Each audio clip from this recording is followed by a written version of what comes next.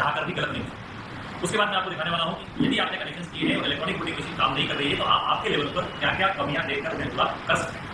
सबसे पहले हम देखते हैं, देखिए हमारे पास ये वीवीपैट है, ये वीवीपैट का केबल है, ये हमारे पास बैलेट यूनिट है और ये बैलेट यूनिट का केबल है, और ये है कंट्रोल यूनिट। इस कंट्रोल यूनिट में कोई केबल नहीं है, केवल एक सॉकेट है। अब यहाँ देखिए आपके पास केवल दो केबल हैं, एक केबल बैलेट यूनिट का और एक केबल वीवीपैट का। इस कंट्रोल यूनिट में केबल नहीं, ठीक है। अब कंट्रोल यूनिट में सॉकेट है, मतलब एक केबल इसमें लगना है।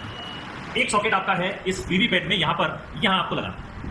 इन्हें सॉकेट दो हैं और पिने दो।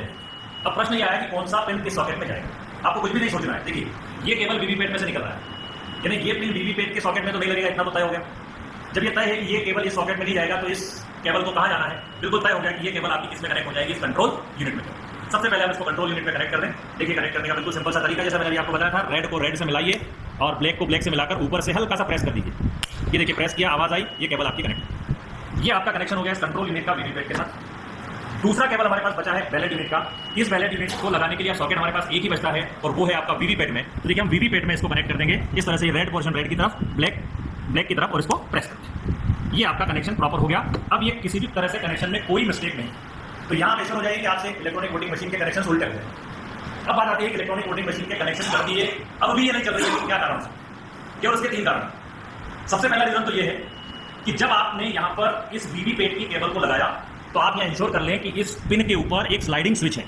ये स्लाइडिंग स्विच एक पर ही मिलेगा आपको और ये एक पर ही होना चाहिए। अगर ये नहीं है, दो पर चला गया इसको लगाते वक्त, तो आप इसको एक पर कर लीजिए, नंबर 1। दूसरा है आपका कि आप जब इसको कनेक्ट कर रहे हैं तो पावर ऑन करने के पहले आप इस वीवीपैट का ये नॉब जो है ट्रांसपोर्टेशन मोड में आ रहा है, इसको आप वर्किंग मोड में कर दीजिए।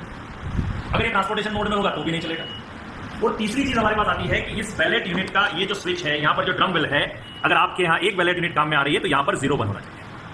अगर ये तीनों बराबर हैं तो फिर कोई चांस नहीं है कि आपकी इलेक्ट्रॉनिक वोटिंग मशीन नहीं चले। लेकिन फिर भी यदि आपको लग रहा है कि ऑन करने के बाद मशीन नहीं चल रही है तो क्या हो सकता है? हमें क्या हुआ, हमने कनेक्ट किया, जल्दबाजी में हमने कंट्रोल यूनिट को ऑन कर दिया और इसका ट्रांसपोर्टेशन मोड को वर्किंग मोड में लाना भूल गए। अब जब हम ट्रांसपोर्टेशन मोड को वर्किंग में लाना भूल गए तो मशीन ऑन कर दिया, अब आपकी मशीन नहीं चलेगी, वो कहेगा रिप्लेस वीवीपैट। तो ऐसी स्थिति में आपको क्या करना है, आप तुरंत इसको वर्किंग मोड में लेकर नहीं आएंगे। आपको करना है सबसे पहले इस कंट्रोल यूनिट का स्विच ऑफ, उसके बाद आप इसको वर्किंग मोड में लेकर आइए और फिर कंट्रोल यूनिट का स्विच ऑन करिए।